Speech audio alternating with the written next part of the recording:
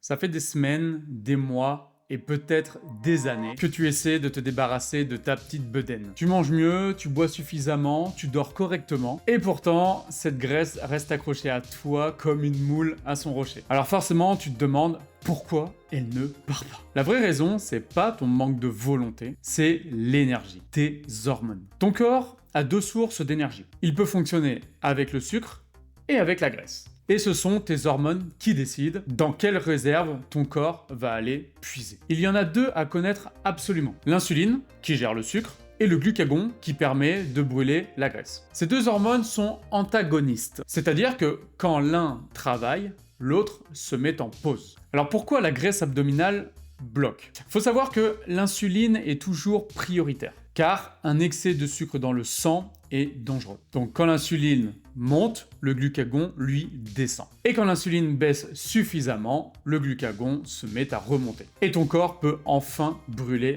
de la graisse. Quel est le problème finalement? Tous les aliments ne stimulent pas l'insuline de la même manière. Les glucides rapides par exemple, comme le pain, les pâtes, les produits sucrés, vont provoquer un gros pic d'insuline. Quant aux protéines, aux graisses et aux fibres, elles vont maintenir une insuline beaucoup plus stable. C'est pour ça que les calories dans le poulet et les calories dans les pâtes n'ont pas du tout le même effet sur ton corps. La règle simple qui change tout, le FGP. Fibres, graisses, protéines. Quand tu construis tes repas autour de ces trois piliers, l'insuline reste stable, le glucagon peut faire son travail et ton corps accède plus facilement à la graisse stockée. Je te donne un exemple concret. Tu manges un dîner FGP à 19h. Dans la nuit, ton insuline baisse et donc le glucagon prend le relais. Tu brûles donc de la graisse pendant ton sommeil.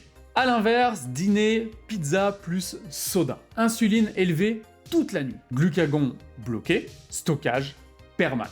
Et le matin, petit déjeuner sucré. Tartines, confiture, jus d'orange, l'insuline explose à nouveau. Résultat, t'as faim à 10h, tu es fatigué, envie de sucre et donc plus de calories dans ta journée. Donc la solution, sans compter tes calories, c'est de respecter le FGP à chaque repas. Pour avoir une insuline stable, une meilleure satiété, moins de fringales, plus d'énergie sans peser ni compter. Si tu veux devenir une vraie machine à brûler du gras, commence à utiliser la méthode FGP, observe ce qu'il se passe.